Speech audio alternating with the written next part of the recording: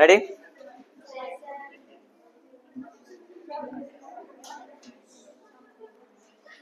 Capital structure. Sir ఈ capital structure అంటే ఇందాక మీకు బ్యాలెన్స్ షీట్లో రాసినట్టు ఇక్కడ వేరియస్ సోర్సెస్ ఉంటాయి కదా, ఈక్విటీ, ప్రిఫరెన్స్, డెట్, ఇలా రకరకాలు ఉంటాయి. అది ఏ స్ట్రక్చర్లో మెయింటైన్ చేస్తే మంచిది అనేసి. ఎగ్జాంపుల్, ఇది 10, ఇది ఒక 20, ఇది 70, లేదా ఇది 70, ఇది 10, ఇది 20, లేదా ఎనీ అదర్ కేస్, ఏ కాంబినేషన్ అయినా మీరు తీసుకోండి. ఏది బెస్ట్ కాంబినేషన్ ఆఫ్ క్యాపిటల్ అని చెప్పడం ఈ chapter main intention. Okay, main intention of this chapter ఏంటి? ఏది బెస్ట్ క్యాపిటల్ స్ట్రక్చర్ అని పిలవచ్చు అనేది పాయింట్. దీనికి మీరు ఎలా డిసైడ్ చేయాలి సార్ అంటే, మీ క్యాపిటల్ స్ట్రక్చర్ మీద value of the firm decide అయ్యి ఉంటుందట. Value of the firm, ultimately value of the firm అని ఎప్పుడైనా విన్నారా? Value of the firm. ఒక ఫర్మ్కి వాల్యూ ఎంత సార్ అంటే విఎఫ్ అని పిలుస్తుంది దాన్ని. What is VF? Value of the firm, which is equal to value of equity plus value of debt. Value of equity plus value of debt. ఈ చాప్టర్లో we take some basic assumptions. Assumption number 1, capital structure doesn't include preference share capital. ఏముండదు? Preference share capital ఉండదు. Only equity, only debt, ఈ రెండే ఉంటాయి. ఏముండదు? Preference share capital ఉండదు. Point number 2, tax కూడా ఉండదు. ట్యాక్స్ కూడా ఉండదు అని అనుకొని ఫ్యూ ఫార్ములాస్ చెప్తాను ఇప్పుడు. ఓకే సార్, క్వశ్చన్లో ట్యాక్స్ ఇచ్చాడు సార్, ఇస్తే మనం ఏం చేయలేము, ఇవ్వకపోతే ఇది స్టోరీ. ఇప్పుడు నేను చెప్పే ఫార్ములాస్ అన్ని దేని బేస్ చేసుకొని చెప్తున్నాను? No preference share capital, no tax అని అనుకొని కొన్ని ఫార్ములాస్ ఇప్పుడు మనం డిరైవ్ చేస్తాం.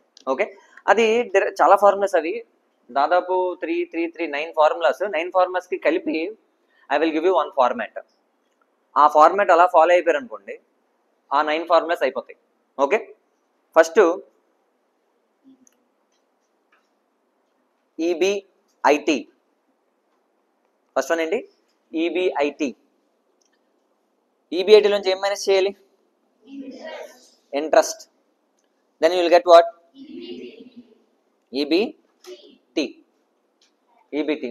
సార్ ట్యాక్స్ లేదని చెప్పాను కదా సార్ ఇప్పుడే. ట్యాక్స్ లేదు కాబట్టి దీన్ని ఆల్సో కాల్డ్ యాజ్ వాట్? దాన్ని ఈఏటి అని కూడా పిలుస్తారు. అయితే నేను అందాక ఈఏటి అని రాయను. ఓకే, ఈబిటి దాన్ని ఈఏటి అని కూడా పిలుస్తారు ఇందులో. Let's continue. ఆ ఫార్మాట్ కాదు. ఈబిఐటి, ఇంట్రెస్ట్, ఈబిటి అయిపోయింది కదా. దీనికి ఇంకోటి చెప్తాను చూడండి. ఇప్పుడు కేసీ, కేడి, కేఈ 3 రాశా. ఎందుకు రాస్తున్నాను అనేది I will let you know. Then value of the firm, value of equity. Sir ఒక్క విషయం నాకు ఆన్సర్ చెప్పండి. కేఈ కానీ కేడి కానీ లేకపోతే మీరు ఏది క్యాలిక్యులేట్ చేసినా న్యూమరేటర్లో, ఇది కంపెనీస్ పాయింట్ ఆఫ్ వ్యూలో ఆలోచిస్తున్నాను, పెట్టిన క్యాపిటల్ కింద రావాలి, ఆ క్యాపిటల్ పెట్టినందుకు మనకు వచ్చిన రిటర్న్ పైన రావాలి. అంతే కదా దాని మీనింగ్? సార్ ఈక్విటీ క్యాపిటల్ కింద రావాలి సార్. ఈక్విటీ క్యాపిటల్ ఏం రావాలి? కింద రావాలి. అదే కదా దాని మీనింగ్. ఓకే, ఇది క్యాపిటల్. సార్ ఈక్విటీ క్యాపిటల్ పెట్టినందుకు వాళ్ళకి రిటర్న్ ఏమొస్తుంది సార్ ఈ మొత్తం ఈ స్టేట్మెంట్లో? EBIT is EBIT completely belong to equity share holders. No, ఆ ఈబిఐటిలోంచి కొంత పార్ట్ ఎవరికి వెళ్ళిపోతుంది? డిబెంచర్ హోల్డర్స్కి వెళ్ళిపోతుంది. అంటే this is the fund which is not related to home, completely related to home? Equity share holders కాదు అది. ఇంట్రెస్ట్ అది కూడా కాదు. అది ఎవరిది? డిబెంచర్ హోల్డర్స్ది. అంటే ఈక్విటీ షేర్ హోల్డర్స్కి వచ్చేది ఏది సార్? ఈబిటి వస్తుంది. EBT is also called as what? EAT. EAT is also called as ESH. ESH అంటే earnings available for equity share holders. ఎందుకంటే ప్రిఫరెన్స్ డివిడెండ్ లేదు కాబట్టి. నేను అనుకుంటున్నాను ఈబిటి తర్వాత నువ్వు ఈఎస్హెచ్ చెప్పేస్తున్నావేమో అనుకున్నాను. ఎవరు మీ టీచరు? ఎక్స్ట్రాడినరీ. ఎవరు మీ ఫ్యాకల్టీ? Hats off. మేధోళ్ళకి అర్థం అవట్లేదు, నేనే అదే చెప్తున్నాను, కంగారు అయిపోతుంది. చెప్పండి అమ్మా ఏంటి పరిస్థితి. EBT sir, EBT belongs to whom? EBT is the value if preference dividend is not there, it completely goes to whom? Equity share హోల్డర్స్కి వెళ్తుంది. అంటే this is the fund which is related to equity share holders. అంటే KE formula నేను రాస్తే డినామినేటర్లో equity capital వేయాలి, న్యూమరేటర్లో ఆ capital కోసం ఆ క్యాపిటల్ పెట్టడం వల్ల వచ్చింది రాయాలి. ఆ క్యాపిటల్ పెడితే నాకు ఏమొచ్చింది? ఈబీటీ. అవునా కాదా? రాయచ్చు ఇలాగా. సార్ కేఈకి ఇలా రాసి వచ్చా, సరదాగా రాస్తున్నాను ఇలా. కేఈ అంటే ఏమని రాస్తున్నాను? What you keep investment is in the denominator, what you earn back from that capital is in the numerator, then it gives you what? Return. అదే కేఈ అని రాస్తున్నాను. ఇది కూడా ప్రైమర్లీ చెప్పాలంటే I is equal to PTR by 100, R is equal to I by P. I is something what you get back, P is something what you invest. అదే కదా, అదే జరిగింది ఇక్కడ కూడా. సో ఇదే స్టోరీలో కేడీ రాస్తారా? కేడీ డెట్ క్యాపిటల్ డినామినేటర్, అంతేనా? న్యూమినేటర్లో ఏమొస్తుంది? మీ మొహం ఇంట్రెస్ట్. ఈబీఐటీ అట. ఎవరు మీ సార్? నేనేనా?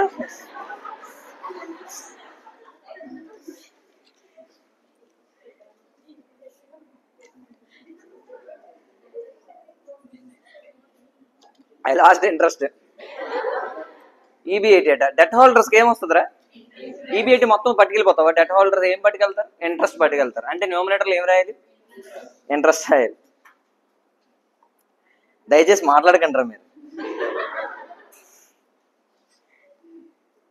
కేడీ ఫార్ములా అంటే ఇంట్రెస్ట్ డివైడెడ్ బై డెట్.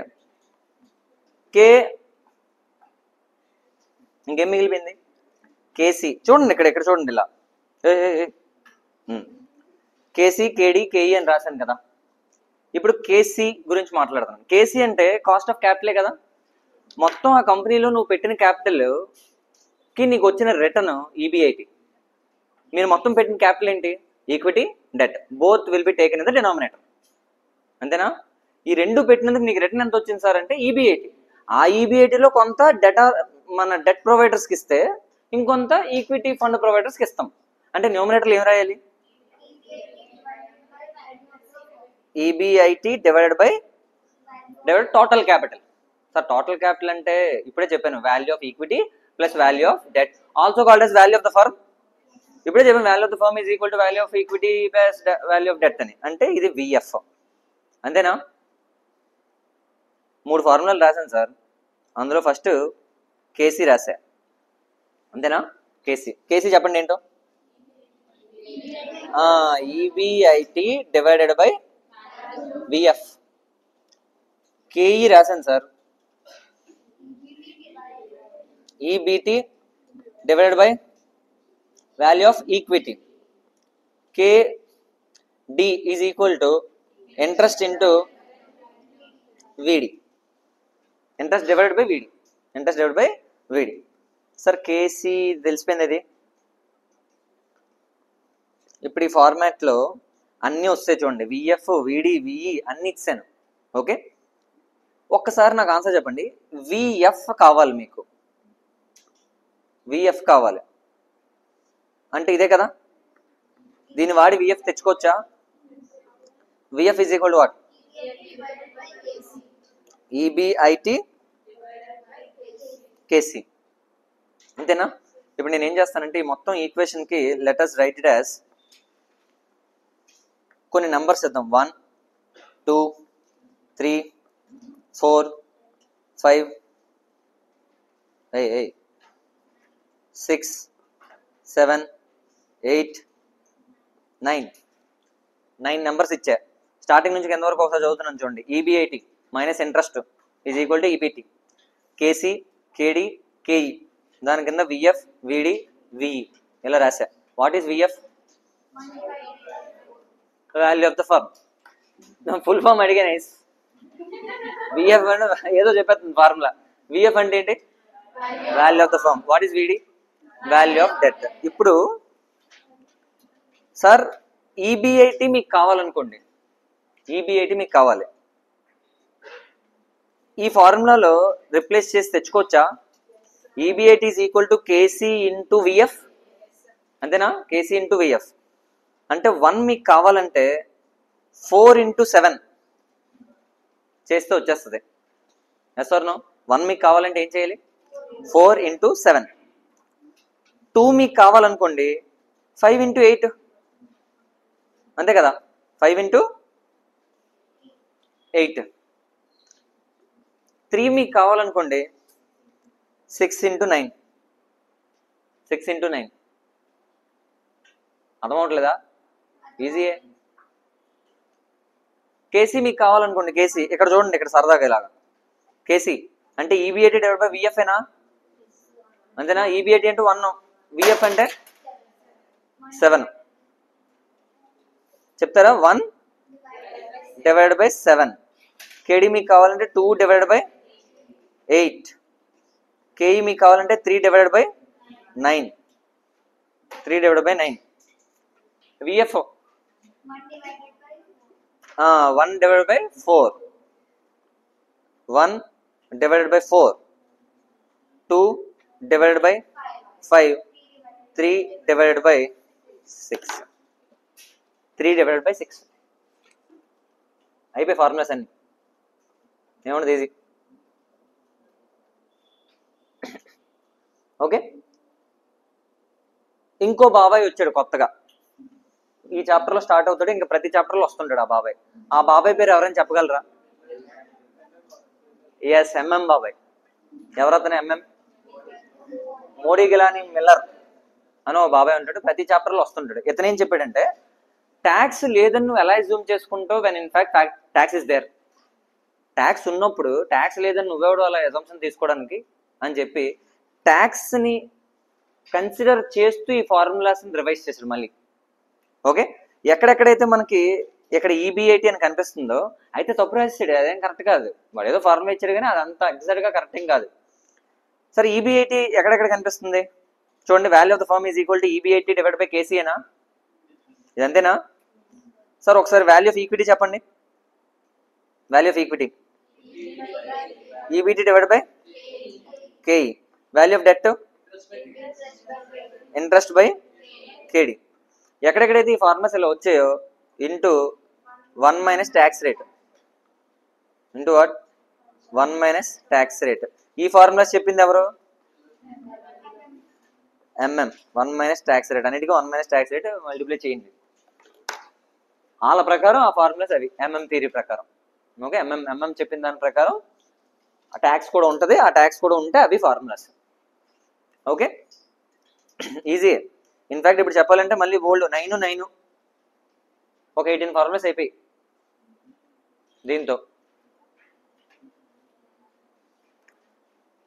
ఈ లెక్చర్ ఒకవేళ ఎవరికైనా ఫాస్ట్గా అనిపించింది అనుకోండి, యూట్యూబ్లో అప్లోడ్ చేస్తాను ఇది.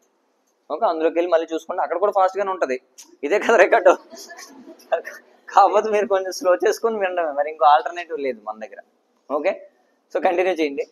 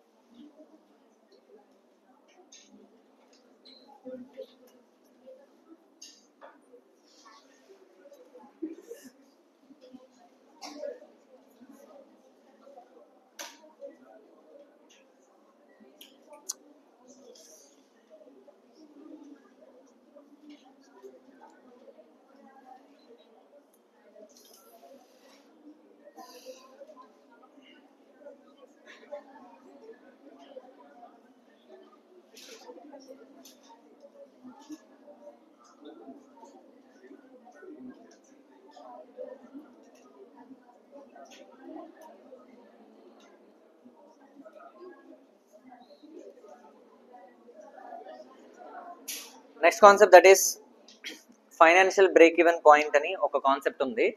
దీని మీద యాక్చువల్గా ఒక సమ్ ఉంది, వెరీ బ్యూటిఫుల్ ప్రాబ్లం అది. అది ఇన్ఫ్యాక్ట్ మన రెగ్యులర్ క్లాస్లో ఆ కాన్సెప్ట్ మీద ఒక సమ్ చేసాం. ఆ sum it took me around 1 or 20 minutes ఆ సమ్ చెప్పడానికి, ఆ ఒక సమ్ చెప్పడానికి. Financial break even point and indifference point అనే కాన్సెప్ట్ని చెప్పడానికి 1 hour, అంటే lot of interpretation we can do, but since there is no time, మనకు అలాట్ అయిన టైంలో అది మనం అసలు కంప్లీట్ చేయలేం. అండ్ హెన్స్ మనం ఏం చూస్తామంటే ఫైనాన్షియల్ బ్రేక్ ఈవెన్ పాయింట్ అంటే ఏంటో చూస్తాం. ఓకే, దాని ఫార్ములా ఎలా వచ్చిందని చూస్తాం. ఓకేనా sir? Financial break even point refers to, ఇక్కడ రాసిన చూడండి, చదువుతున్నాను. Financial break even point refers to it is that level of EBIT at which firm has EPS 0. Okay, అంటే ఈబీఐటీ ఎంత అయితే ఈపీఎస్ 0 అవుతుంది అంటున్నాడు. ఓకే, అసలు ఈబీఐటీకి ఈపీఎస్కి ఏంటి సార్ సంబంధం? ఒకసారి రాసి చూద్దాం. ఈపీఎస్ ఎక్కడికి వెళ్తాం చూద్దాం. అలాగా we will start the statement with what? EBIT. EBIT ఏదో వాల్యూ ఏంటి? 1 lakh minus interest. Imagine a case where it is ఎంత తీసుకుందాం? 30,000. ఓకే,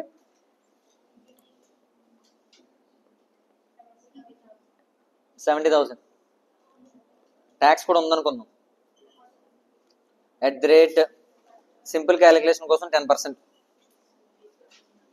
7,000. ఈఏటి ఎంత? 63,000. ఇందులోంచి ప్రిఫరెన్స్ డివిడెండ్ కూడా ఇచ్చారు అనుకుందాం. Preference dividend that is at the rate 20% వద్దురా, అసలు పర్సంటేజ్ వద్దురా, 13,000 పర్సంటేజ్ అయితే మళ్ళీ పాయింట్లు వచ్చేస్తుంది.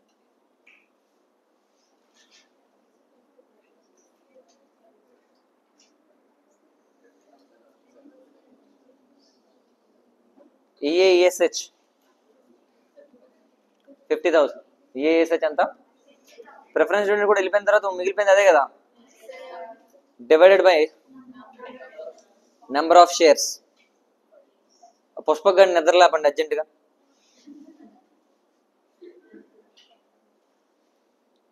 లేచే ఉన్నావా? నాకెందుకో డౌట్ వచ్చింది. ఓకే, నెంబర్ ఆఫ్ షేర్స్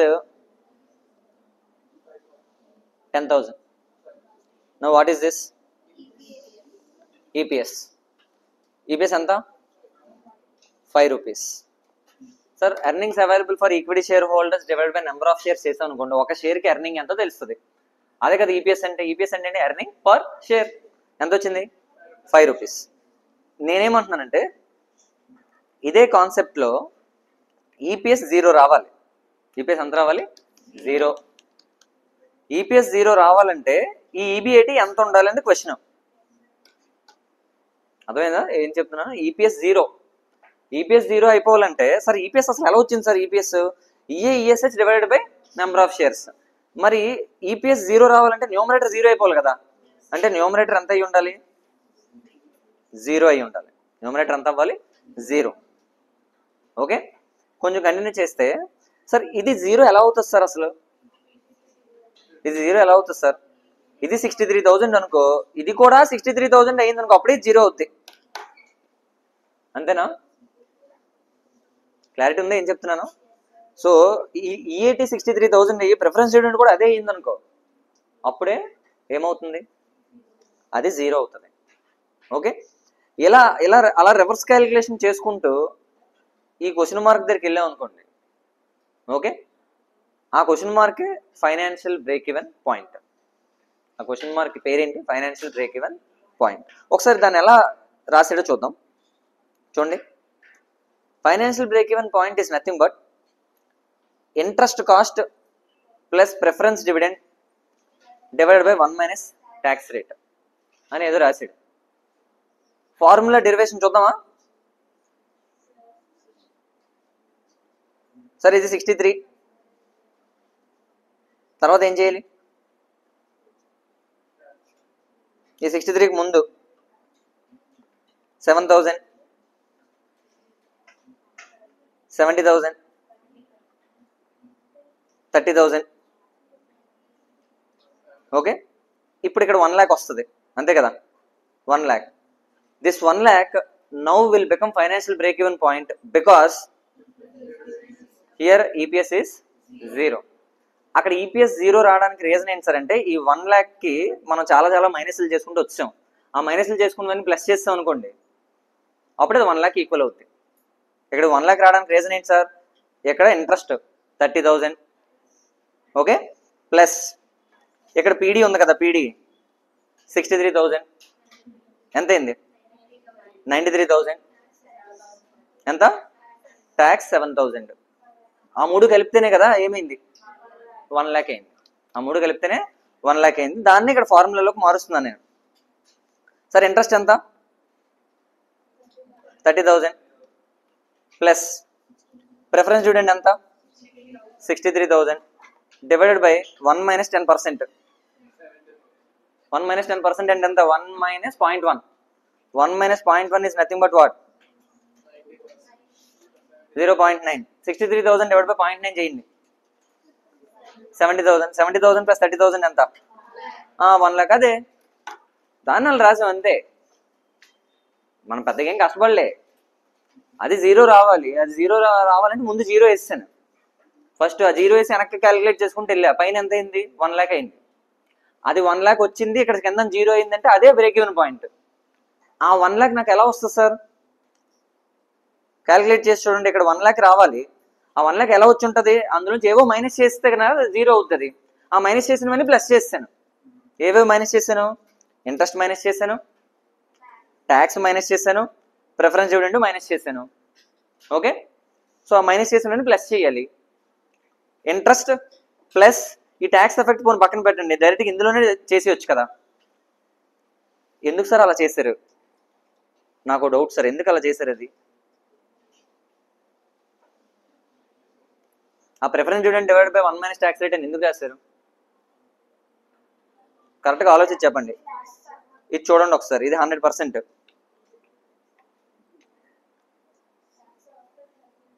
చూడండి ఒకసారి, ఈబీటీ ఎంత, 100%. అందులో ట్యాక్స్ ఎంత, 90%. అందులో ట్యాక్స్ ఎంత, 10%. ట్యాక్స్ 10%. అప్పుడు రిమైనింగ్ పీడీ ఎంత, ఇదేంటిది 10. అప్పుడు రిమైనింగ్ అంత ఎంత అవ్వాలి, ఇది 10 అయితే ఇది 90. రెండు గ్రాస్ అప్ చేశాను అనుకోండి, ఇది ప్లస్ ఇది చేస్తే కదా 100. దాన్ని మళ్ళీ వాళ్ళకి ఎంత బై 10 పక్కదాన్ని రాసాను, అదే అది. చూడండి అలా రాస్తాను, అది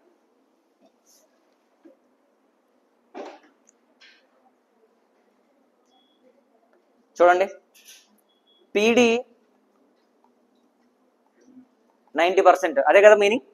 పీడీ 90, సార్ 100 ఎంత, ఇది క్వశ్చన్ మార్క్. అప్పుడు ఏం రాయాలి, 100 divided by 90 into PD. Okay, 100 divided by 90 అని రాయచ్చా సార్? 100ని సరదాగా ఇది కొట్టాను అనుకోండి, ఏమవుతుంది, పీడీ 0.9. ఈ 0.9 ఎలా రాయొచ్చు, PD divided by 1 minus 0.1 which is nothing but PD divided by 1 minus tax rate. అలాగే వచ్చింది. అసలు ఎఫ్ఎం మొత్తం, ఎఫ్ఎంఏ కాదు ఎస్ఎఫ్ఎం మొత్తం కూడా 10 పెన్నులు ఈజ్ ఈక్వల్ టు 100 రూపాయలు. ఒక పెన్ ఎంత, 10 రూపాయలు. అలాగే చేస్తాం, ప్రతి చాప్టర్ అదే చేస్తాం, ప్రతి ఫార్ములా అలాగే వచ్చేస్తుంది. కొంచెం మైండ్ పెట్టాం అనుకుంటే ఆన్సర్ వచ్చేస్తుంది. Okay, very easy.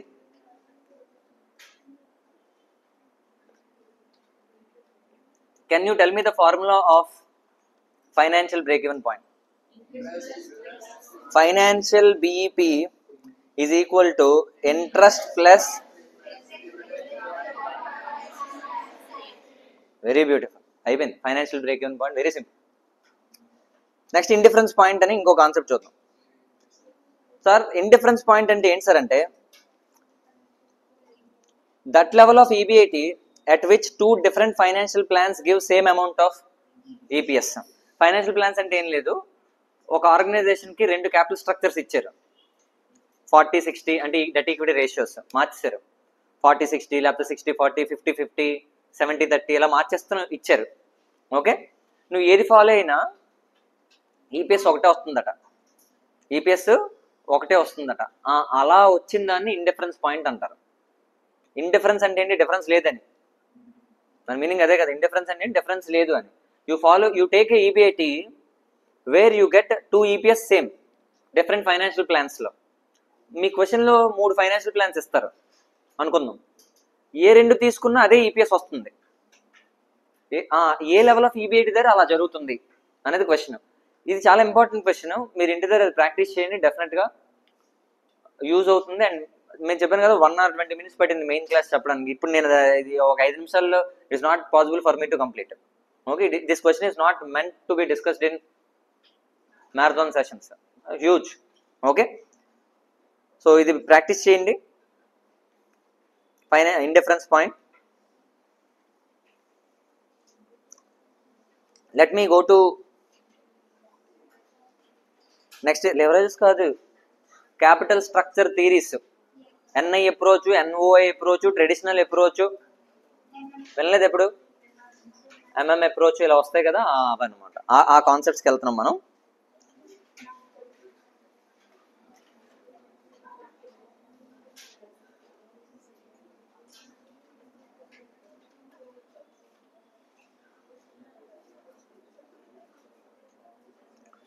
Sir, this is NI approach. We are going to start what? NI approach, capital structure theories. 4 theories ఉంటాయి, కేర్ఫుల్ గా దాని సమ్మరీ చూడండి.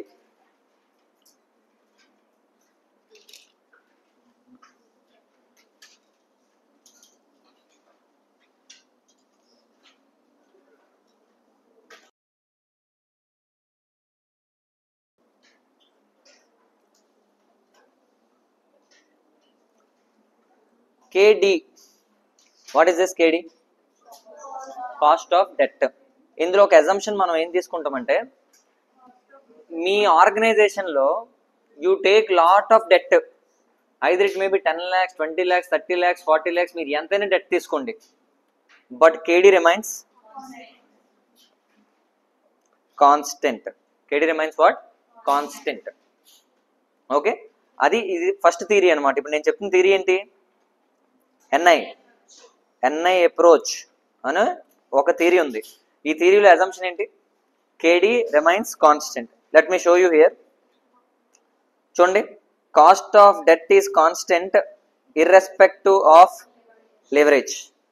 Respective of what? Leverage. Second assumption చూడండి, cost of equity is also constant. Cost of equity కూడా constant గానే ఉంటుందట. ఎందుకు? ఎవరైనా చెప్పగలరా? Anyone can explain. అందులో లాజిక్ ఏంటని.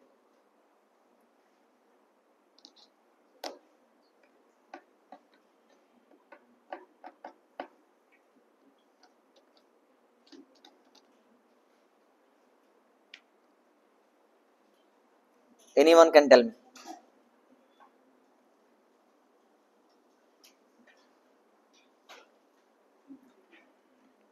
ఎన్ఓఐ అప్రోచ్లో కొంచెం డిఫరెన్స్ ఉంటుంది మళ్ళీ.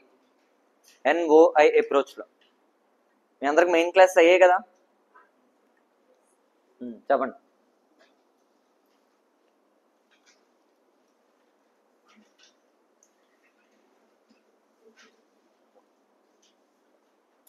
అలా ఎజంప్షన్ తీసుకోమన్నారు, దానికి ఒక లాజిక్ కూడా చెప్పారు.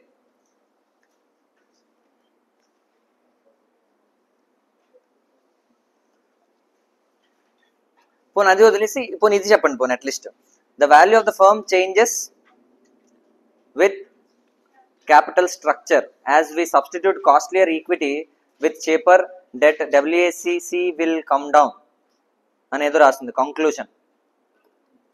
అంటే ఈ మూడు కాన్సెప్ట్స్ ని కలిపి ఎవరైనా చెప్పాలంటే చెప్పండి. KD కాన్స్టెంట్ అట, KE కాన్స్టెంట్ అట, KC మాత్రం మారుతుందట. KC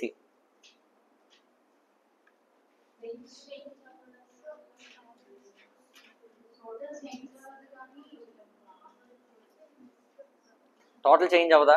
టోటల్ చేంజ్ అవుతుంది. టోటల్ అంటే ఏంటి, డబ్ల్యూఏసీసీ చేంజ్ అవుతుంది. ఒకసారి ఏమా ఎలాగా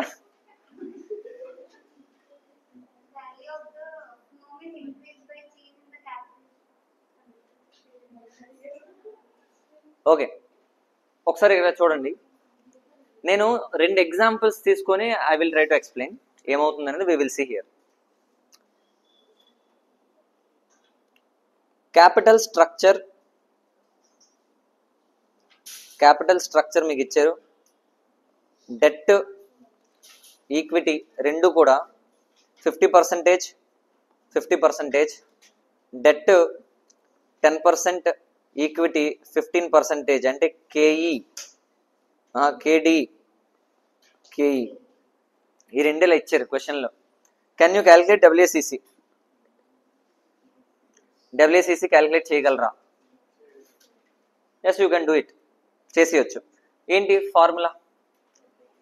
wait of debt into KD plus weight of equity into K E.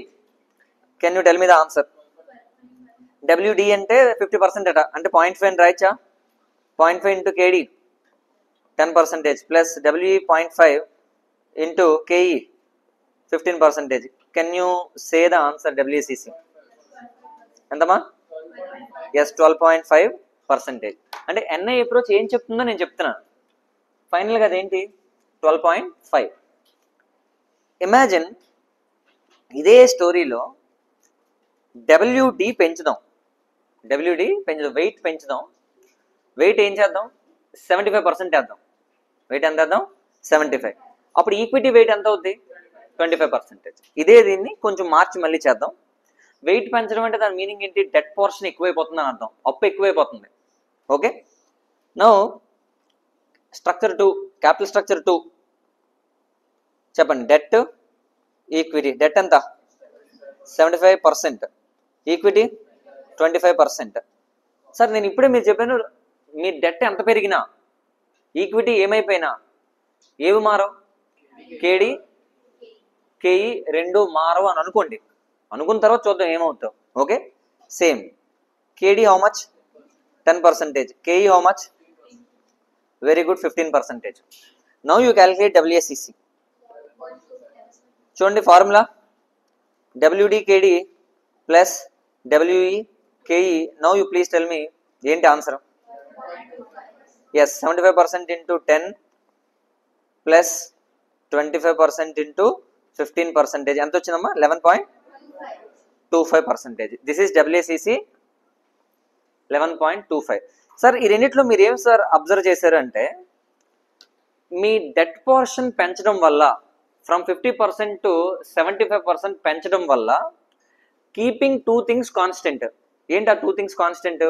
K E కేడి కాన్స్టెంట్గా ఉంచుతూ మీ వెయిట్ ఆఫ్ డెట్ పెంచడం వల్ల వాట్ హ్యాపెండ్? 11.25%కి WACC it falls down. WACC ఏమైపోయిందట? తగ్గిపోయింది. WACC is also called as what? KC. KC ఏమైంది? 12.5 నుంచి 11.25 పడిపోయింది. ఇప్పుడు ఒకసారి imagine sir, value of the firm formula చెప్తారా? ఇందాక మీకు చెప్పాను కదా, ఎంత? ఈబిఐటి డివైడెడ్ బై కేసీ, అంతేనా? EBIT divided by KC. Sir capital structure 1, capital structure 2 రెండు క్యాపిటల్ స్ట్రక్చర్స్ మీకు చెప్పాను. క్యాపిటల్ స్ట్రక్చర్ 1లో ఈబిఐటి రాస్తున్నాను నేను. Let me write EBIT. Imagine a small example, EBIT of yours is 1 lakh. Capital structure 1లో 1 lakh అయితే capital structure 2లో కూడా 1 lakh అవుతుంది. ఎందుకు 1 lakh అవుతుంది సార్ అంటే, మీ ఈబిఐటికి మీ క్యాపిటల్ స్ట్రక్చర్కి ఎప్పుడు సంబంధం ఉండదు. What is EBIT? Sales minus expenditure. Which expenditure? Other than interest. అదే కదా దాని మీనింగ్. మీకు ఎప్పుడు బెస్ట్ ఎగ్జాంపుల్ మీకు చెప్తాను. ఏమని చెప్తానంటే, సార్ ఇదే ఒక కాలేజ్ అనుకుందాం సార్, ఇది కాలేజ్ అనుకుందాం. ఓకే, ఈ చైర్స్, ఇగో ఈ టీవీ, ఇవి ఎవ్రీథింగ్ అవన్నీ కూడా నేను అప్ చేసుకున్నా. ఓకే, నెంబర్ ఆఫ్ స్టూడెంట్స్ తగ్గిపోతారా? నువ్వు ఏదైనా కాలేజ్ జాయిన్ అవ్వడానికి వెళ్ళినప్పుడు అక్కడ బెంచ్లు చూసి అక్కడ ఎవరినైనా అడిగారు, మీరు ఇది అప్ చేసుకున్నారా ఓన్ ఫండ్ అని అడిగారా? ఎప్పుడైనా ఏదో కాలేజ్ జాయిన్ అయ్యారు, ఇంటర్మీడియట్ జాయిన్ అయ్యారు, అక్కడికి వెళ్ళారు, వాళ్ళు కాలేజ్ చూపిస్తున్నారు, సార్ ఆ ఫ్యాన్ మీరు డెట్ ఫండా ఈక్విటీ ఫండ్ అని అడిగి జాయిన్ అయ్యారా? అది ఏ ఫండ్ అయితే నీకు ఎందుకురా అంటాడు ఆడు అడిగితే. అక్కడ ఫ్యాన్ ఉందా లేదా ఇంపార్టెంట్, కానీ నువ్వు ఎలా కొన్నావు అవసరమా? అంటే దాని మీనింగ్ ఏంటి? Number of students irrespective of your debt structure or capital structure, number of students remains constant, ఏం మారదు. అంటే the amount of fees that we collect won't change, the amount of expenditure is also, it doesn't change, అది కూడా మారదు. శాలరీలు తగ్గిపోతాయా? నువ్వు అప్పు చేసి పెట్టు, తక్కువ శాలరీ ఇస్తానంటే ఒప్పుకుంటాడా? అంటే ఇన్కమ్ మారదు, ఎక్స్పెండిచర్ కూడా మారదు. దానివల్ల ఈబిఐటి కూడా మారదు. అంటే నువ్వు 50-50లో ఉన్నా 75-20లో ఉన్నా ఏం మారదు? ఈబిఐటి మారదు. And hence can I right 1 lakh rupees here in the second alternative, right cha? Yes, I can write EBIT 1 lakh అని రాసా. ఓకేనా? ఇప్పుడు సార్ నాకు ఫార్ములా ఏంటి సార్? కేసీ. సార్ కేసీ అంటే డబ్ల్యూసీసీఏ కదా. ఫస్ట్ ఆల్టర్నేటివ్లో డబ్ల్యూసీసీ ఎంత వచ్చింది? 12.5% వచ్చింది. సెకండ్ ఆల్టర్నేటివ్లో 11.25% వచ్చింది. Now you tell me what is the value of the firm? ఇక్కడ 8 lakhs, ఇటువైపు 8 lakh, 8.88 lakhs వచ్చింది చూడండి. అంటే value of the firm is getting increased. ఎక్కడ నుంచి ఇక్కడ మారిందా? 10% పెరిగింది చూడండి. మారిందా? ఎలా మారింది? Value of the firm is getting changed just because of one reason called as change in capital structure. Change in capital structure. Reason for the same is you are replacing the costly equity with cheaper debt. Costly ఈక్విటీని బయటకు పెట్టేసి ఆ ప్లేస్లో ఏం చేస్తున్నావు? చేపర్ debt. నేను తీసుకున్న example నేను సరదాగా తీసుకోలేదు, ఇంటెన్షనల్గానే నేను తీసుకున్నా. ఇక్కడ కేడీ 10 వేసా, ఇక్కడ కేసీ 15 వేసా, దీనికన్నా అది ఎక్కువ వేసా. ఎందుకు అలా ఎక్కువ వేసానంటే హియర్ కేసీ కాదు ఇది, ఇది కేఈ. ఇది ఓకే, బాగా అబ్జర్వ్ చేసి చెప్పండి. ఇది 15, ఇది 10. ఎందుకు అలా రాసింది సార్ అంటే I must take equity which is high, cost of equity which is high compared to cost of debt. Okay, ఇప్పుడు ఏం చేశాను? 15% ఉన్నది పక్కన పెట్టేసి 10% ఉన్నదాంతో రిప్లేస్ చేశా. అప్పుడే కదా 50-50 ఉండేది 75-25 చేశా. 25% ఏం తీసాను? ఈక్విటీ తీసేసాను. 25% ఏం పెంచాను? డెట్ పెంచాను.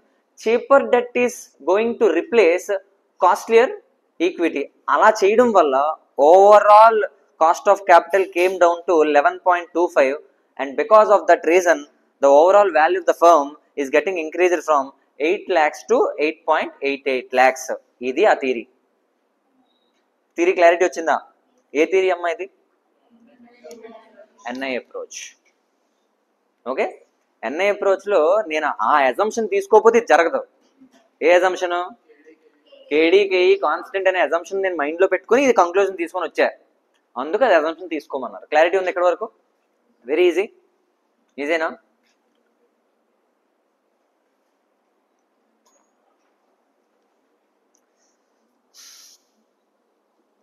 Let us go to NOI approach. ఇంకొకటి ఉంది NOI approach అని, అది చూడండి. Let us try to understand this concept also. NOI approach. ఇందులో అజంప్షన్ ఏంటో చెప్తున్నాను చూడండి. Let me highlight few things.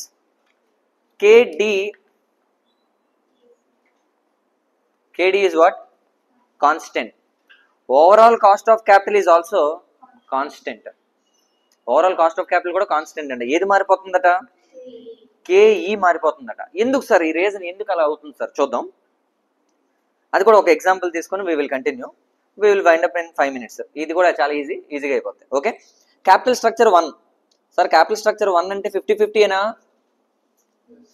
50-50 అంటే ఏంటి? Wait of debt 50, wait of equity 50, అదేనా? క్యాపిటల్ స్ట్రక్చర్ 2లో సార్ ఇది ఎంత రాశాను ఇందాక? 75, ఇది 25, weight of debt and weight of equity. Okay, ఒక విషయం మీరు చెప్పండి. మీకు ఇందాక హ్యూమన్ నేచర్ చెప్పా, the more you take the risk the more you expect the return. అంతేనే కదా సార్? ఈ రెండు కంపెనీల్లో ఏ కంపెనీ ఎక్కువ రిస్క్? ఏ కంపెనీ ఎక్కువ రిస్క్? ఈక్విటీ షేర్ హోల్డర్కి చెప్పండి. ఈక్విటీ షేర్ హోల్డర్కి సెకండ్ క్యాపిటల్ స్ట్రక్చర్ చాలా రిస్క్. ఎందుకంటే అప్పు చాలా ఎక్కువ ఉంది. అప్పు ఎక్కువ ఉంటే ఇంట్రెస్ట్ ఎక్కువ కట్టాలి. ఇంట్రెస్ట్ అంతా పే చేసేస్తే ఇడికే మిగులుతుంది. when everything is paid as interest, then these people will get the lower EPS. ఎందుకంటే lower EAESH, ఎందుకంటే lower EAT. క్లారిటీ ఉంది?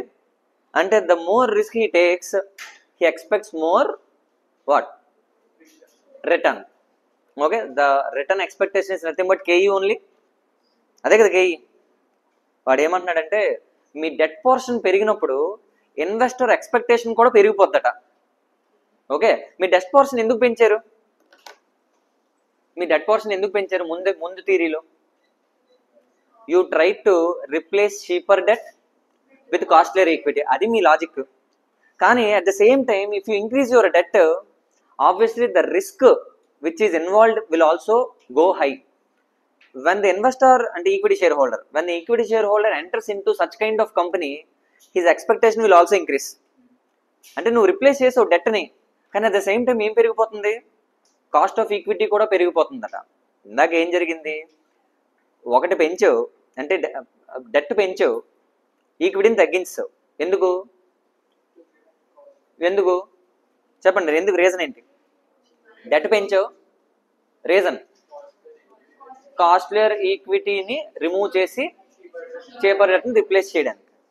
ఈసారి కూడా అలాగే చేస్తున్నావు, కానీ ఏం జరిగింది సార్ అంటే ఆ కాస్ట్లియర్ ఈక్విటీ అన్నాను కదా, it is even more becoming costly. ఇందాక అదే కాన్స్టెంట్ పెట్టా, ఈసారి కాన్స్టెంట్ ఉండట్లేదు అది. It is not becoming constant, it is getting changed. So ఇందాక నేను ఏమంటున్నా, ఇందాక ఎగ్జాంపుల్కి వెళ్దామా? ఏదది 50-50 ఎంత తీసుకున్నావు ఇందాక? 10%, 15%. ఓకే, 10%, 15%. చూడండి ఒకసారి, 50%, 50%. Can you tell me WACC? 12.5%. తెలివిగా నేను ఆలోచించి ఏం చేశా, 75 మార్చా, ఇది 25 మార్చా, ఇది 10%, ఇది సెకండ్ క్యాపిటల్ స్ట్రక్చర్ అమ్మా. ఓకే, ఇప్పుడు ఇదివైపు ఉంది చూసారా, ఇది ఏమైంది సార్ అంటే ఇట్ బికెమ్ 20. రీజన్ అది 20 అయిపోయింది. రీజన్ ఎందుకంటే the company is becoming risky. when an investor enters into a company with huge debt, he is taking more risk. When he takes more risk, he expects more return, and hence KE becomes how much? 20% from 15%. Now you calculate WACC. ఎంత వచ్చింది? ఎంత? 12.5 వస్తుందా? Take it as 25.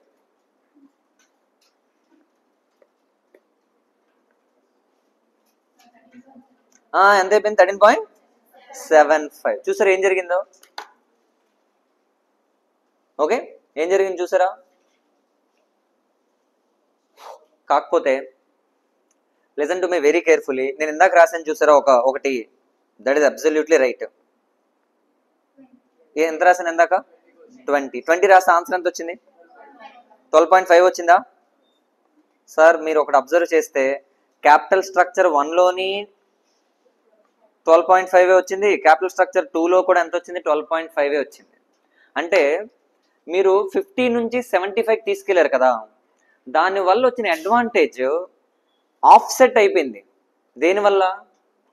Costly equity, అంటే it is even more becoming costly. దానివల్ల ఈ advantage ఆ కాస్ట్లీనెస్ రెండు offset అయిపోయి ఫైనల్ WACC ఎంత ఉంది? 12.5 ఉంది. చూడండి కావాలంటే ఆ ఎగ్జాంపుల్లో చూడండి. Capital structure 1 12.5 only, capital structure 2 again 12.5. ఎలా వచ్చింది సార్? ఇంతకు ముందు 11.25 అయింది కదా అది, ఇప్పుడు ఎందుకు 11.25 అవ్వలేదు? ఎందుకు సార్ అంటే నువ్వు ఏదో అడ్వాంటేజ్ కోసం ఒకటి చేసావు, కానీ ఇంకో పక్క ఏమైపోయింది? డిసడ్వాంటేజ్ వచ్చింది. ఏంటో disadvantage? Even more the equity is becoming costly. దానివల్ల రెండు ఆఫ్సెట్ అయ్యి అల్టిమేట్ KC బికమ్స్ కాన్స్టెంట్. చూసారా, KC కాన్స్టెంట్ అయిపోయింది. ఇప్పుడు value of the firm calculate చేశారనుకో, value of the firm sir రెండు క్యాపిటల్ స్ట్రక్చర్స్, క్యాపిటల్ స్ట్రక్చర్ 1, 2 అంతేనా? You start with what? EBAT ఎంత చెప్పాను? 1 lakh. క్యాపిటల్ స్ట్రక్చర్ 2 కూడా ఎంత ఉంటుంది? 1 lakh. Reason your capital structure doesn't impact your EBIT. Okay sir, ఆ తర్వాత ఏంటి? కేసీ కూడా డివైడ్ చేయాలి. కేసీ ఎక్కడ 12.5, ఎక్కడ కూడా 12.5. Now you tell me the value of the firm. 8 lakhs. అంటే నీ క్యాపిటల్ స్ట్రక్చర్ మార్చినా ఏం మారలేదు, వాల్యూ ఆఫ్ ద ఫర్మ్ మారలేదు. Because of only one reason, that is KC remaining constant. Clarity ఉందా? ఏం చెప్పాను అర్థమవుతుందా? Very logical. ఓకే, ఈ రెండింటిని పక్కన నేను రాశాను అనుకో, మధ్యలో ఒక లైన్ కొట్టి, ఫస్ట్ వన్ ఏంటి? ఎన్ఐ. రెండోది ఎన్ఐఓ కాదు, ఎన్ఐఓ అటు ఎన్ఐఓ ఎన్ఓ ఏది? Net operating income approach. Okay sir, KD constant, ఇటువైపు కేడి కాన్స్టెంట్. క్లారిటీ ఉంది ఇక్కడ వరకు? సార్ ఇటుపక్క కేఈ కాన్స్టెంట్, ఎక్కడ కేఈ చేంజెస్, ఎక్కడ కేఈ చేంజ్ అయిపోద్ది. కేసీ చేంజెస్, ఎక్కడ KC constant. Value of the firm changes. Sir value of the firm ఎందుకు చేంజ్ అవుతుంది సార్? కేసీ చేంజ్ అయితే వాల్యూ ఆఫ్ ఫర్మ్ మారదా? మారిపోదు, ఫార్ములాలో ఉంది కాబట్టి. Here it is constant. ఇది కంక్లూజన్. దేని conclusion? NI approach, NOI approach కి కంక్లూజన్ ఇది. మామూలు లేదు, బాగా చెప్పారు ఇద్దరు. ట్రెడిషనల్ అప్రోచ్ అని ఇంకో అప్రోచ్ ఉంది. ట్రెడిషనల్ అప్రోచ్ అదేం లేదు సార్, మీ క్యాపిటల్ స్ట్రక్చర్ మార్చడం అంటే డెట్ పెంచడం. డెట్ పెంచుతూ వెళ్ళారట. డెట్ పెంచడం వల్ల స్టార్టింగ్ మనకి టోటల్ కాస్ట్ ఆఫ్ క్యాపిటల్ తగ్గుతుందట. ఒక పాయింట్ ఆఫ్ టైం వరకు వచ్చిన తర్వాత అదే లోయెస్ట్. ఆ తర్వాత కూడా నువ్వు డెట్ పెంచావు అనుకో, అప్పుడు ఏమవుతుందంటే cost of capital again gets increased. అంటే నేనేం ట్రై చేస్తున్నాను? You increase your weight of debt.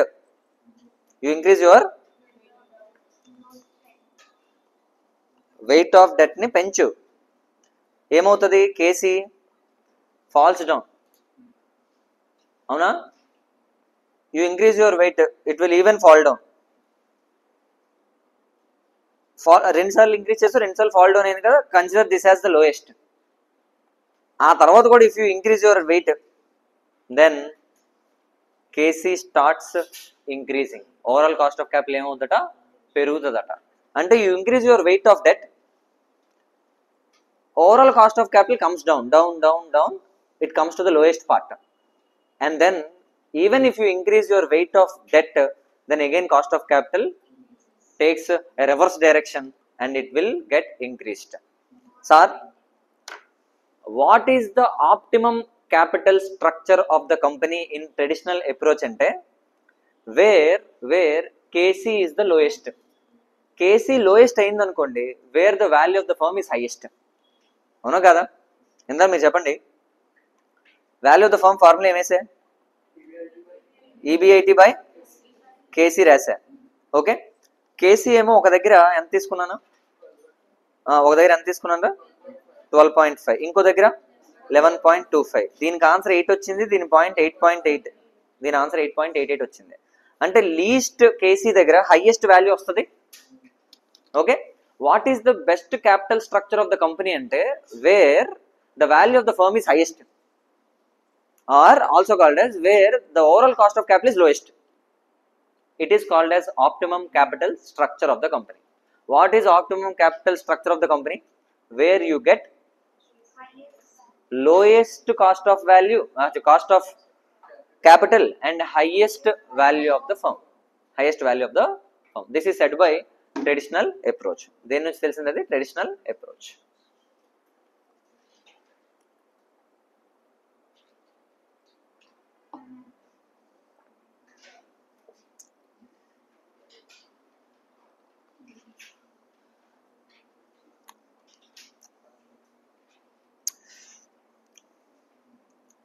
MM బాబాయ్ వన్ మోర్ పాయింట్ చెప్పాడు. ఇదే లాస్ట్ డిస్కషన్ ఈ చాప్టర్కి. ఎంఎం బాబాయ్ అతను చెప్పిన ఫార్ములా ఏంటో we will see now.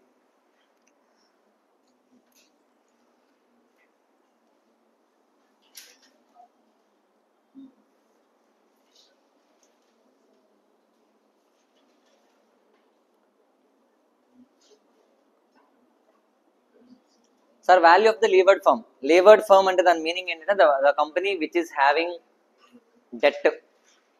Debt అంటే రిస్కే కదా. డెట్ ఉన్న కంపెనీని ఏమని పిలుస్తాం? లీవర్డ్ ఫర్మ్ అని పిలుస్తాం. ఇలా వాడు ఇంకోటి కూడా చెప్పాడు, value of unlevered firm. Sir ఈ రెండిట్లో ఏ కంపెనీ వాల్యూ ఎక్కువ ఉంటుంది సార్? కరెక్ట్గా ఆలోచించి చెప్పండి. లీవర్డ్ ఫర్మ్ వాల్యూ ఎక్కువ ఉంటుందా? ఎక్కువ ఉంటుందా? ఒకరు ఉంటే ఎందుకు? డెట్ ఎక్కువ ఉంటే వాల్యూ ఎక్కువ. దేనికి వాల్యూ ఎక్కువ ఉంటుందని అడిగాను. అన్లీవర్డ్ ఫర్మ్కి వాల్యూ ఎక్కువ ఉంటుందా, లీవర్డ్ ఫర్మ్కి వాల్యూ ఎక్కువ ఉంటుందా అంటే లీవర్డ్ ఫర్మ్కి వాల్యూ ఎక్కువ ఉంటుంది. ఎందుకు ఎక్కువ ఉంటుంది సార్ అంటే, లీవర్డ్ ఫర్మ్ అంటే డెట్ ఉంటుంది కదా, డెట్ ఉంటే ట్యాక్స్ సేవింగ్ ఉంటుంది, సంథింగ్ విల్ బి సేవ్డ్. అదే answer. Okay, what is saved? Tax is saved. And hence unlevered ఫర్మ్కి ట్యాక్స్ సేవింగ్ ఉండదు. అంటే నువ్వు ఎక్కువ ఖర్చు పెట్టేయాలి, నీకు ఏ బెనిఫిట్ ఉండదు. ఓకే, బెనిఫిట్ ఉంటే కదా వాల్యుబుల్. ఓకే, అంటే ఈ రెంట్లో ఏది ఎక్కువ ఉంటుంది? లీవర్డ్ ఫర్మ్ ఎక్కువ ఉంటుందా? వాల్యూ వాల్యూ వాల్యూ ఈ రెండింటిలో దేనికి ఎక్కువ వాల్యూ ఉంటుంది అని అడుగుతున్నాను. లీవర్డ్ ఫర్మ్కి ఏం బెనిఫిట్ ఉంటుంది? ట్యాక్స్ బెనిఫిట్ ఉంటుంది కాబట్టి దానికి వాల్యూ ఎక్కువ. అంటే you are going to save some value అని. Okay, come here. Value of the levered firm is definitely more than unlevered firm. అవునా కదా? Because you are going to save what? Tax. అందుకు value of the levered firm formula ఏం చెప్పాడంటే, value of unlevered firm plus అని రాశారు చూడండి అక్కడ. Plus అంటే దాని మీనింగ్ ఏంటి సార్? ప్లస్ అని రాస్తే value of the levered firm is equal to value of unlevered firm plus అని రాశారు. అంటే లీవర్డ్ ఫర్మ్ అనేది ఎక్కువ అని అర్థం. ఎందుకంటే other side you are adding some other things. అవునా? అది చూడండి ఒకసారి. Value of levered firm is equal to value of unlevered firm plus amount of debt into tax rate. అంటే ట్యాక్స్ సేవింగ్ అని, అంటే ట్యాక్స్ సేవింగ్ని యాడ్ చేసాడు. లీవర్డ్ ఫర్మ్లో ట్యాక్స్ సేవింగ్ ఉంటుంది కాబట్టి దాని వాల్యూ ఎక్కువ. ఒకవేళ ట్యాక్స్ సేవింగ్ లేదనుకోండి, ట్యాక్స్ సేవింగ్ ఉండడం వల్ల లీవర్డ్ ఫర్మ్ వాల్యూ పెరిగింది. ఎంత పెరిగింది? ట్యాక్స్ ఎంత సేవ్ అయిందో అంత పెరిగింది. అందుకు other side it is added. Now you try to understand this formula. Value of the levered firm is equal to value of unlevered firm plus ఎంత ట్యాక్స్ సేవ్ అయింది అంటే డెట్ మీద ఇంటూ ట్యాక్స్ రేట్ అని apply చేశాడు. That's it. కాకపోతే టెక్నికాలిటీస్లోకి వెళ్తే అది రాంగ్. ఎందుకని అడగండి, మనకు అంత టైం లేదు. Okay, next one personal taxes. ఇదేం చేస్తారంటే 4 సార్లు బడ్డీ కొట్టింది, ఏమీ చేయలేము, అసలు లేనే లేదు అది. ఇప్పుడు ఈక్విటీ ట్యాక్స్, డెట్ ట్యాక్స్, అలా ట్యాక్స్లు ఏం లేవు. Corporate tax, equity tax, debt rate tax అవేం లేవు. ఇదంతా మా చిన్నప్పుడు కూడా కాదు, అది రాసినోడు చిన్నప్పుడు. అది ఇప్పుడు అయ్యేట్లేవు. Okay, so you can read it on your own. ఎలాంటివి అవసరం లేని మరి ఎక్కువ సిఎంఏలు అడుగుతారు కాబట్టి దే మస్ట్ రీడ్ మోర్, ఒకవేళ ఉంటే వాళ్ళ సిలబస్లో. Okay,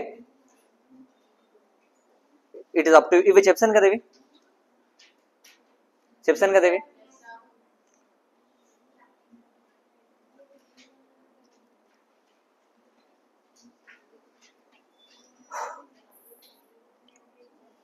I guess all the formulas are over in this chapter. Okay, it is 5:10 na? Very beautiful. 20 minutes we will cover leverages.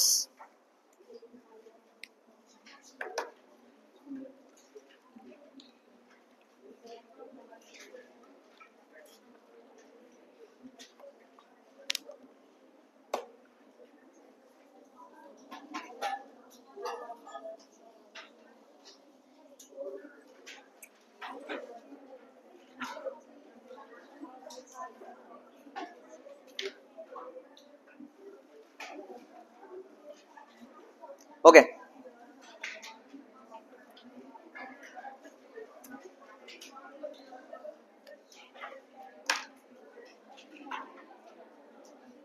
the next concept is leverages. Hello hello, బ్రేకా? Break కావాలా? 8:30 break ఇచ్చిన తర్వాత మీ గేట్లు వేసేస్తాం. ఎలాగమ్మా? ఆ class ఉందా? అవన్నీ సంబంధం ఏమి ఉండదు.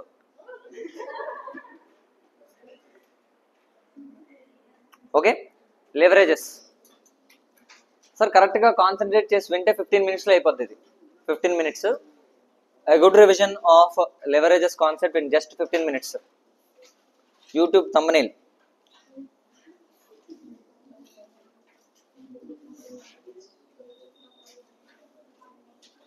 సార్ ఒక బిజినెస్ ఉందట, ఆ బిజినెస్కి నేను ప్రాఫిటబిలిటీ స్టేట్మెంట్ రాస్తున్నాను. Sales 1 lakh. Okay, sales 1 lakh, variable cost 40,000. Variable cost 40,000. ఏమొస్తుందమ్మా? కాంట్రిబ్యూషన్ ఎంత వచ్చింది? 60,000. దీని తర్వాత ఫిక్స్డ్ కాస్ట్ రాశాను. ఫిక్స్డ్ కాస్ట్లు 2 types. ఒకటి ఆపరేటింగ్ ఫిక్స్డ్ కాస్ట్, ఇంకొకటి financial fixed cost. Sir operating fixed cost అంటే ఎగ్జాంపుల్ చెప్పండి సార్. సార్ నేను ఒక కాలేజ్ పెట్టాను సార్, ఆ కాలేజ్లో స్టూడెంట్స్ వచ్చినా రాపోయినా నేను రెంట్ కట్టాలి, శాలరీ ఇవ్వాలి. These are all fixed cost.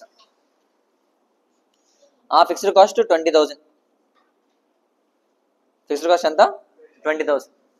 Now this is called as operating cost or not? This called operating fixed cost. అది operating fixed cost. Now can you tell me or can you name it as EB80? దానికి ఏం పేరు పెట్టా? EB80. ఎంత? 40,000. Sir ఇక్కడ వరకు ఎలాగో వచ్చింది కాబట్టి let me continue the other side. Imagine a case where ఒక 10% సేల్స్ పెరిగాయి సార్. ఏమైంది? 10% సేల్స్ పెరిగాయి అంటే your total sales will become 1.1 lakh, అంటే 1,10,000. when the sales are increased, variable cost also will be increased. ఇది కూడా సేమ్ పర్సంటేజ్ అవుతుంది కాబట్టి 44,000. అది అలా అలా అయితేనే దాన్ని వేరియబుల్ కాస్ట్ అంటాం, లేకపోతే అనం. Okay, now what is contribution? 66. Sir contribution కూడా ఎంత పెరిగింది సార్? 60 నుంచి 66 అయింది. What is the percentage increase? 10% only. Percentage increase calculation morning చెప్పాను, new minus old divide by old. Okay, అంటే 66,000 మైనస్ 60,000 డివైడ్ బై 60,000 చేస్తే ఇది కూడా 10% పెరిగింది, ఇది కూడా 10% పెరిగింది. అవునా కదా? వేర్ యాజ్ ఫిక్స్డ్ కాస్ట్ పెరుగుతుందా? ఇందులో ఎలాంటి ఇంక్రీజు లేదు, యాజ్ ఇట్ ఈస్ 20,000 ఇలా వచ్చింది ఇటువైపుకి. Now what is EB80? 46,000. 46,000. How much is the increase in EB80? 46,000 minus 40,000 divide by 40,000 ఎంతమ్మా? 15%. సార్ ఇందులో మీరు ఏం అబ్జర్వ్ చేశారు సార్ అంటే సేల్స్ 10% ఇంక్రీజ్ చేస్తే EB80 15% ఇంక్రీజ్ అయిపోయిందట. ఇదే కదా మీరు అబ్జర్వ్ చేసింది, ఇంకేమైనా ఉందా? మిగతావన్నీ 10 ఉన్నాయి, కానీ ఒకటి మాత్రం 15 అయిపోయింది. Because of what reason? Because of existence of operating fixed cost. దీనివల్ల అది 10% పెరిగితే ఇది 15% పెరిగిపోయింది. అంటే number of times EB80 is getting changed because of change in sales అని నేను రాశాను అనుకోండి. Okay, answer will be 1.5. Okay, answer will be how much? 1.5. ఎలా 1.5 నేను చెప్తాను చూడండి సార్. 10% సేల్స్ ఇంక్రీజ్ చేస్తే 15% ఏమైంది? EB80. Sir number of times it is increase sir అని క్వశ్చన్ అడిగితే percentage change in EB80 divided by percentage change in sales. Percentage change in EB80 how much? 15% divided by percentage change in sales 10%. Then the final answer will become 1.5. Okay, 1.5 అంటే EB80 is getting changed 1.5 times more than what? Sales. అవునా? This is happened because of what reason? Existence of operating fixed cost and hence it is called as operating leverage. Sir leverage అంటే risk అంతే కదా sir, ఇక్కడ బెనిఫిటే కదా sir. 10% పెరిగితే అక్కడ 15% పెరిగింది కదా సార్, పెరిగితే రిస్క్ ఎందుకు సార్, లేవరేజ్ అని పేరు ఎందుకు పెట్టారు సార్ అంటే, imagine a case where it is decreased. 10% sale తగ్గింది అనుకో, ఈబిఐడి 15% తగ్గిపోతాయి. 10% సేల్ తగ్గిపోతే ఎంత తగ్గిపోద్ది, ఈబిఐడి 15%. ఇది రిస్కే కదా. ఓకే, ఆల్వేస్ ఇలా ఉండకూడదు, ఇలా ఉంటే రిస్క్. ఒకవేళ 3 ఆన్సర్ వచ్చింది అనుకోండి, 3 అని వచ్చింది అనుకోండి, what does it mean? A small change in sales adverse, huge change in EBIT, లాస్లోకి వెళ్ళిపోతున్నావు నువ్వు. అంటే ఏంటి, you are not able to manage your fixed cost well. నీ ఫిక్స్డ్ కాస్ట్ బాగా ఎక్కువైపోయింది, దానివల్ల ఏం ఆన్సర్ వస్తుంది? When your fixed cost is more then obviously final operating leverage will be 3, పెరిగిపోతుంది. అందుకు దాన్ని ఆపరేటింగ్ లేవరేజ్ అని పిలిచారు. లేవరేజ్ అంటే ఏంటి, రిస్క్. ఓకే, మీరు ఇంక్రీజ్ ఆలోచించొద్దు, decrease. 10% change in sales, what is happening to your EBIT?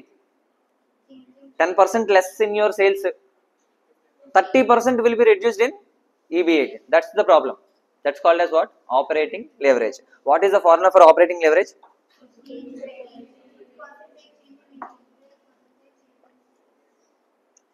Percentage change in EBIT divided by percentage change in sales. This 1.5 can also be obtained in another manner. ఏంటి sir అంటే, సరే దేని వల్ల వచ్చింది sir, అసలు operating fixed cost వల్ల వచ్చింది అంతేనా? ఆ 10,000 ఉండడం వల్ల వచ్చింది. దాని పైన ఉంది, దాని కింద ఉంది, డివైడ్ చేయండి. అంటే కాంట్రిబ్యూషన్ డివైడ్ బై ఈబిఐటి చేయండి. ఎంత? 60,000 divide by 40,000. How much? 1.5. This 1.5 and this 1.5 both are same. Okay, what are the formulas for operating leverage? Contribution by EBIT or percentage change in EBIT divided by percentage change in sales. Sir percentage change in sales అయినా రాయొచ్చు, percentage change in contribution అయినా రాయొచ్చు, ఏదైనా అదే answer కదా. చూడండి, percentage change in sales ఎంత? 10. మరి పర్సంటేజ్ చేంజ్ ఇన్ కాంట్రిబ్యూషన్ కూడా ఎంత? 10. నువ్వు ఏదైనా రాయొచ్చు అక్కడ, there is no problem. Easy only. Let's continue writing this format. ఈ ఫార్మాట్ ఇంకా అలా కంటిన్యూ చేద్దాం.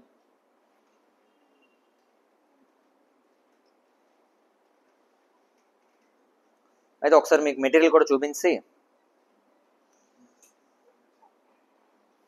ఫార్ములా ఫైనలైజ్ చేద్దాం.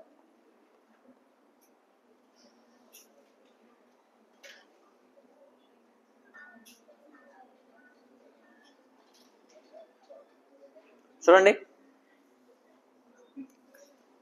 ఇదేనా first one, operating leverage. Operating leverage formula contribution by EBIT, change in EBIT divide by change in sales. Easy formula operating leverage. Sir next financial leverage చూద్దాం. దీన్ని అలా continue చేద్దాం ఆ స్టేట్మెంట్ని. ఈబిఐటి 40,000 అయింది కదా, దీని తర్వాత కన్సిడర్ ఇంట్రెస్ట్. ఇంట్రెస్ట్ ఒక 20,000 రా. ఇక్కడ కూడా ఎంత అవుద్ది? సేల్స్ ఎక్కువ చేసావు, ఇంట్రెస్ట్ తగ్గిపోద్దా? ఇంట్రెస్ట్ ఏం తగ్గిపోద్దు సేల్స్ పెంచితే. And hence it should also become 20,000 only. Now you tell me EBT. Here it is 20,000. Here it is 26,000. Now you tell me, ఇది సేమే కదా, 26 అయింది. What is percentage increase? 26,000 divided by 20,000 divided by 20,000. 30%. ఆహా, ఏమైంది మళ్ళీ? నీ ఈబిఐటిని 15% పెంచితే నీ ఈబిటి 30% పెరిగిపోతుందట. Again what is the reason? Because of existence of, yes, మళ్ళీ ఫిక్స్డ్ కాస్ట్ వచ్చింది. ఆ fixed cost financial fixed cost. Financial fixed cost. Clarity ఉందా లేదా? అది స్టోరీ. ఓకే, మరి దీని ఫార్ములా ఏంటి sir? Percentage change in EBT divide by percentage change in EBIT. ఇలా రాయచ్చా? అయితే ఈబిటి అనే రాయాల్సిన పని లేదు. ఒక్క నిమిషం అలా చూడండి. కన్సిడర్ ప్రిఫరెన్స్ షేర్స్ ఏమి లేవు, ట్యాక్స్ లేదు. ఒకళ్ళు ఉన్న ట్యాక్స్తో పట్టించుకోకూడదు, ఎందుకంటే ట్యాక్స్ ఫిక్స్డ్ కాస్ట్ కాదు కదా, tax variable cost. More income you have, more tax you pay, less income you have, less tax you pay. And hence tax is not fixed cost. అంటే tax ఉన్నా లేకపోయినా మనం అది కన్సిడర్ చేయకూడదు. Okay, నాకు answer చెప్పండి. EBIT when preference dividend is not there, it is equal to tax code లేకపోతే it is equal to EAT, it is equal to EAESH, it is equal to EPS. అన్నీ సేమే కదా, అవును కదా? అంటే సేమ్ ఈ ప్లేస్లో నేను ఎన్ని రాసివచ్చు, ఈపీఎస్ అని రాసినా తప్పులేదు. చేంజ్ పర్సంటేజ్ చేంజ్ పెద్ద తేడా ఏం రాదు, కావాలంటే మీరు ట్రై చేయొచ్చు. దీన్ని అలా కంటిన్యూ చేశారనుకోండి, ఈపీఎస్ చేంజ్ కూడా అంతే వస్తుంది, 30%.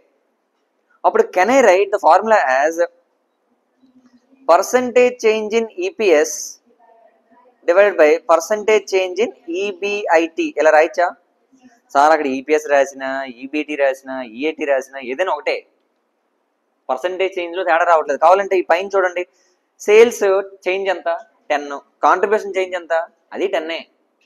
సో అది రాసుకోవచ్చు కదా, సేల్స్ ప్లేస్లో కాంట్రిబ్యూషన్ రాయొచ్చు కదా. సిమిలర్లీ ఇక్కడ నేను, మీరు ఇందాక ఏం చెప్పారు నాకు, పర్సంటేజ్ చేంజ్ ఇన్ ఈబిటి అని చెప్పారు, ఈబిటి ప్లేస్లో ఏం రాయొచ్చు, ఈపీఎస్ కూడా రాయొచ్చు. ఆన్సర్ పెద్ద తేడా ఏం రాదు, ఓకే సేమే. సో అప్పుడు this is 30%, this is 10%, 10 15, 15%. Final answer will be 2. ఇది ఏ లేవరేజ్ సార్? ఇది దేని వల్ల వచ్చింది సార్? ఇది ఇంట్రెస్ట్ వల్ల వచ్చింది. Interest is financial fixed cost and hence it is called as financial leverage. Financial leverage sir, operating leverage అయిపోయింది and it comes because of what reason? Operating fixed cost. Financial leverage it comes because of what reason? Financial fixed cost. Using both the things you can generate one more formula and that is combined leverage. Sir, combined leverage అంటే ఏం లేదు, అసలు దీని real meaning మనకు observe చేస్తే, sales ఎందుకు sir పడిపోతున్నాయి, sales ఎందుకు 10% డిక్రీజ్ అయింది, ఏం రీజన్ అయ్యి ఉండొచ్చు? Loss of customers, no quality, lot of competition, ఇలాంటి మల్టిపుల్ రీజన్స్ వల్ల సేల్స్ పడిపోవచ్చు. This is called as what? Business risk. And this business risk is arised because of, నువ్వు అసెట్స్ పెట్టావు, అసెట్స్ ప్రాపర్గా వాడితే బిజినెస్ బాగా జరుగుతుంది. నువ్వు అసెట్స్నే ప్రాపర్గా వాడలేకపోయావు, ఎందుకంటే because of multiple reasons. Assets వాడలేదు కాబట్టి బిజినెస్ రిస్క్ ఏమైంది? అరైజ్ అయింది. ఈ బిజినెస్ రిస్క్ అసలు ఈ అసెట్స్లో డబ్బులు ఎలా వచ్చాయి సార్? ఈక్విటీ, డెట్ ఇద్దరు ఇస్తేనే కదా కొన్నాం అసెట్స్. అసెట్స్ బాగా పనిచేసాయి అనుకో, అసెట్స్ని బాగా యూటిలైజ్ చేసుకుంటే more goods can be manufactured and more goods can be sold. కానీ నువ్వు అదేం చేయలేదు, అసెట్స్ని అలా ఐడియల్గా ఉంచావు. అసెట్స్ నీకు ఎలా వచ్చాయి? ఈక్విటీ, డెట్ నుంచి వచ్చాయి. టెక్నికల్గా ఈ బిజినెస్ రిస్క్ని ఎవరు తీసుకోవాలి? ఈక్విటీ తీసుకోవాలి, డెట్ తీసుకోవాలి. రూల్ ప్రకారం వాళ్ళే ఫండింగ్ చేశారు కాబట్టి. కానీ డెట్ తీసుకుంటారా?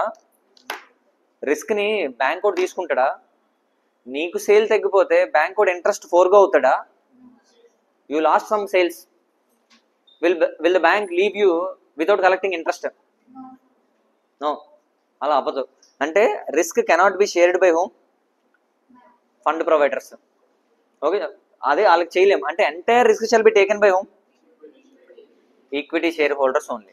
ఈక్విటీ షేర్ హోల్డర్స్ రిస్క్ అంటే ఏంటో తెలుసా? ఈపీఎస్ తగ్గిపోవడం. ఈపీఎస్ అంటే వాళ్ళదే కదా, అదే తగ్గిపోతుంది అనుకో, it is there risk only. అంటే entire business risk is now taken over by equity share holders. Small change in sales, 10% change in sales is impacting the EPS 30% అనుకుందాం. ఓకే, అంటే మీనింగ్ చెప్పడం కోసం చెప్తున్నా. ఏమని చెప్తున్నా? కొంచెం సేల్స్ తగ్గింది కానీ దానివల్ల ఈపీఎస్ చాలా తగ్గిపోతుంది. అంటే all this risk is taken by whom? Equity share holders. And this is called combined leverage. దాన్ని ఏమని పిలుస్తారట? Combined leverage. Combined leverage comes from 2 reasons. Reason number 1 operating leverage, reason number 2 financial leverage. Existence of fixed cost in this level and this level. ఈ reason వల్ల combined leverage వస్తుంది. Combined leverage అంటే total risk అని. All the risk will be taken by whom? Equity share holders తీసుకుంటారట. And hence their EPS is getting impacted more. And hence the formula can be written as, ఇలా రాయొచ్చు చూడండి ఒకసారి. percentage change in EPS because of percentage change in sales. Sir ఓఎల్ answer ఎంత వచ్చింది sir ఇందాక 1.5 into FL answer ఎంత వచ్చింది sir 2, total ఎంత సార్ 3. సార్ ఈపీఎస్లో చేంజ్ ఎంత వచ్చింది సార్ 30% తగ్గిపోయింది సార్. సేల్స్లో 10%. ఇది కొట్టేస్తే ఆన్సర్ అగైన్ 3. ఇది ఓన్లీ క్లారిటీ ఉందా ఏం చెప్తున్నాను సార్? దీని మీనింగ్ ఏంటి సార్ అంటే లేవరేజ్ అంటే it is risk taken by whom, combined రిస్కే కదా. మనం అల్టిమేట్లీ కంబైన్డ్ రిస్కే మనం సగం సగం రిస్కులు చూడకూడదు. Total risk shall be undertaken by whom, equity share holders, and this is measured using combined leverage. 10% decrease in the sales, it leads to what? 30% reduction of EPS. 30% reduction of EPS. This is the problem. This is called leverage. Okay, combined leverage ante idi meaning. There is one more formula. నేను ఇందాక ఇప్పటి వరకు చెప్పిందంతా కూడా preference dividend లేదు అని అనుకొని చెప్పా, అవును కదా? ప్రిఫరెన్స్ డివిడెండ్ కూడా ఉండొచ్చు కదా. Preference dividend is also a fixed cost, అవునా కదా? Preference dividend is also a fixed cost.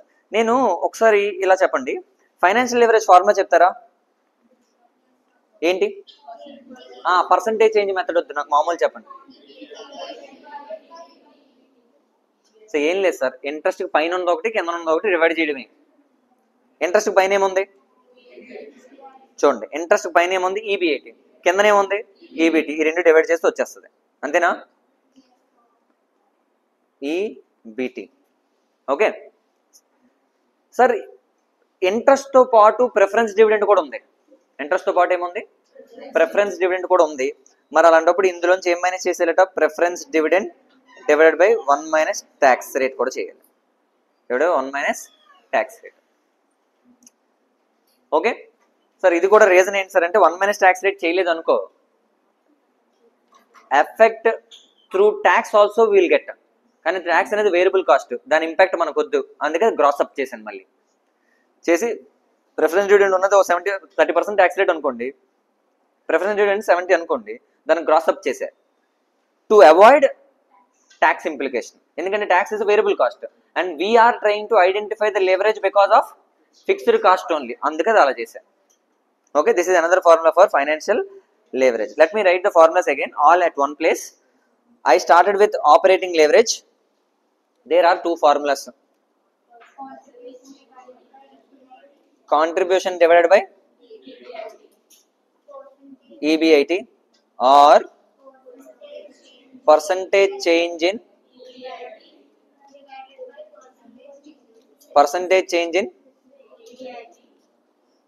EBIT divided by in sales, right? This is the first formula. Come to second formula, 2. FL is equal to percentage, normal formula rastan ra. EBIT divided by EBT when preference dividend is 0. When preference dividend 0 aithe idi same thing ni EBIT divided by EBT minus PD divided by 1 minus tax rate if PD is not equal to 0. PD unte ani meaning. Saripindi idi. Or percentage change in EPS divided by percentage change in EBIT. ఇది కూడా రాసుకోవచ్చు కదా. Third one, combined leverage which is equal to operating leverage into financial leverage, also can be called as operating leverage. అది ఇది అన్ని cancel అయిపోయింది అనుకోండి, percentage change in EPS divided by percentage change in sales, ఇది రాయొచ్చు. One more formula for this last one,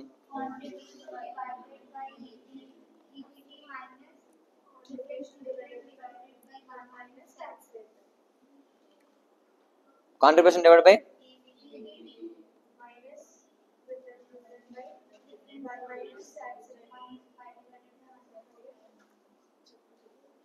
this is another formula.